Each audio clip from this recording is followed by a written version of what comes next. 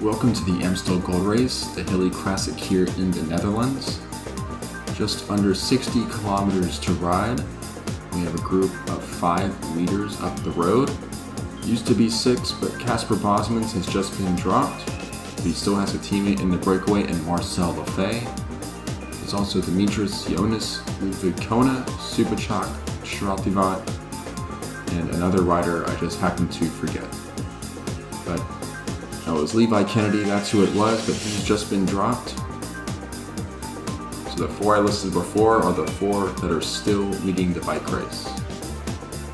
And none of these riders really a long-term threat to win the Amstel Gold Race, and they're not so far ahead of the peloton. So things under control. Kyoto have done a lot of the work, so has Vituro Forstall.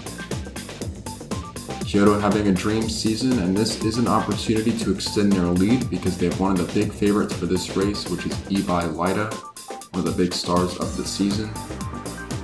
Some other options as well, perhaps Egon Callas from a long-range move.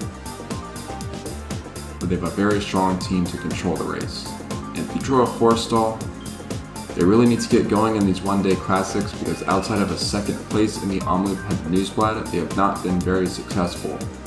In Strada Bianca, a bit of a disaster for the team. We'll see if Jonathan Kaiser can do something about that. An acceleration here in the peloton, an attack by Ilyana Pavlova. She's got Laura Duverne and Dennis Nsingamana with her.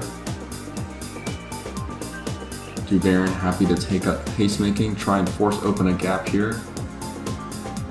And that is a fairly strong group, so I don't imagine they'll get too much leeway. Toutain, very powerful rider on the flat roads, he'll be there to close things down.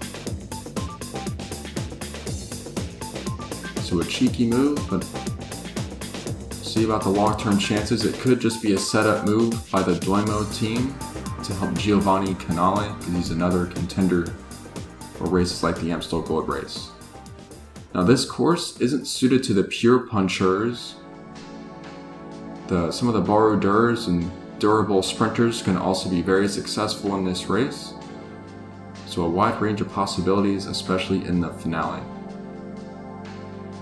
And Subachak Shrativat about to get brought back here by Egon Callas. And the 3 counter-attackers have caught the 3 leaders, so a group of 6 now leading. And Pavlova isn't waiting for anyone, looking to drop everybody, and Marcel Lefebvre looks like he's next to go. So Ludwig Kona, the last survivor of the early break. But I think he's too tired to help his Castelli teammate, Dennis Nsingamana. And AlphaTauri now making their presence known in the peloton. They've got a bunch of riders up here. So the last of the early breakaways are gone. 36 kilometers to go, and this group of 3 leads by a minute and working fairly well together.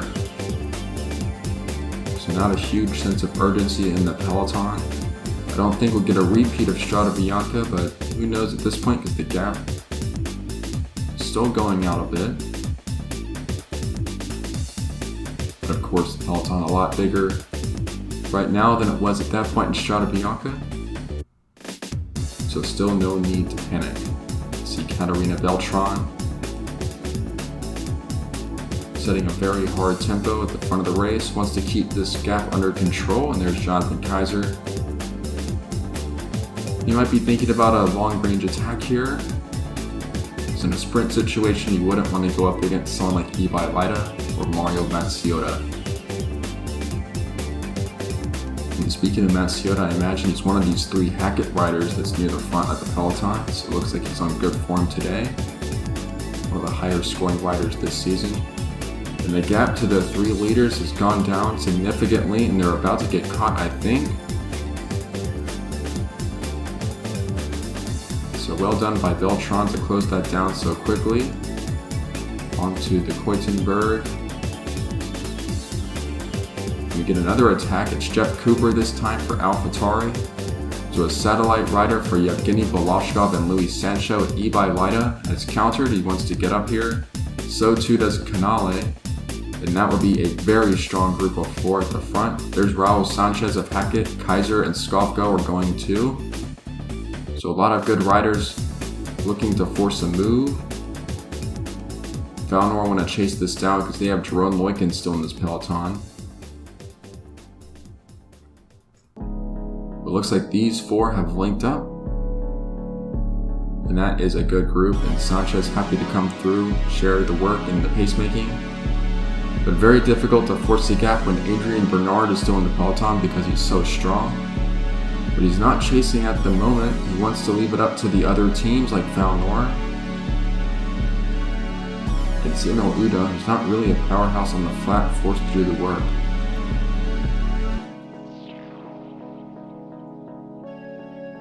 Looks like Canale wants to attack again. We're under 20 kilometers to go. And Jeff Cooper caught out a little bit, but he's got back, and this group has sat up. They're not working well together. More interested in attacking each other. And that's going to allow Samuel Udon to close the gap and keep Jerome Moikin in the race. Now onto the Kalberg, very steep climb. Raul Sanchez is going to kick again with Canale, Lida, and another Hackett rider. It must be Matsuyoda. And Matsuyoda is going to counter again over the top of the climb. And that is a great attack because the others a bit cooked from the earlier acceleration. And look at the gap already. No one has closed it down except Harold Skofko. Volashkov, sensing the danger, will counter-attack himself. Skofko trying to get on terms with Matsuyoda. 13.5 kilometers to go.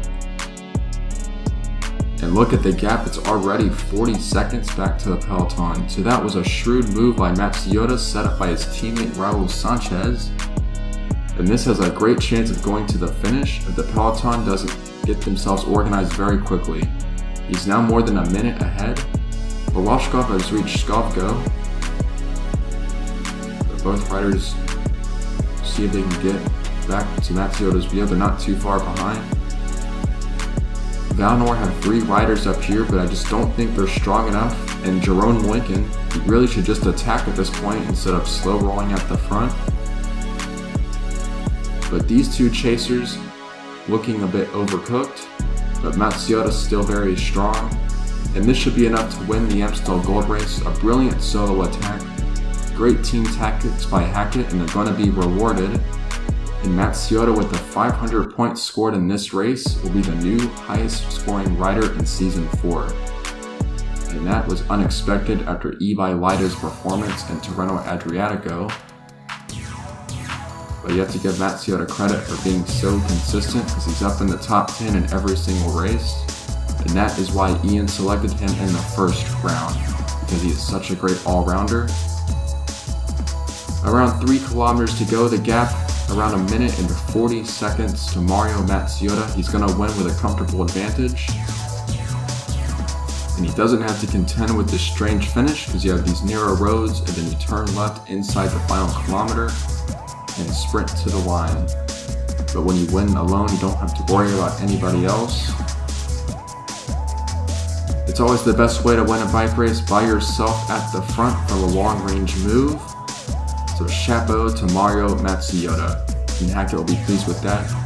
Skofko lapping the stragglers in the finish line. He will take second. Volashkov surviving for third. And the sprint for 4th place from the peloton will go to Miroslav Kostra. And Matsuyoda's teammate Sanchez will take a great 5th place result. Very well deserved after the attacking he did earlier to set it up for Matsuyoda on the Kalberg. And another disappointment for Couture. Forrestal is their highest placed rider, just 11th place. So things not really going to plan for a team that cares so much about the one-day classics.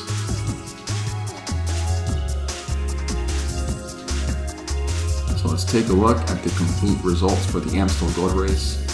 Your winner, Mario Matsuyoda of Hackett, 1 minute 24 seconds ahead of the rest of the field.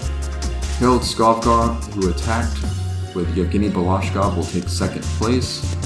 Volashkov is in 3rd, surviving in front of the peloton. Miroslav Kostra of Sismic follows up a great ride in Milan San Remo with 4th place here. And Raul Sanchez, his first big result of the season, in 5th. The rest of your top 10, E by Vida scoring a good chunk of points once again. Rodolfo Lucci of Maltalia finally gets up there in a classic. Jeff Cooper of AlphaTauri is 8th, Jerome Loiken of Valnor is 9th, and Nigel Morrow of Doimo is in 10th place.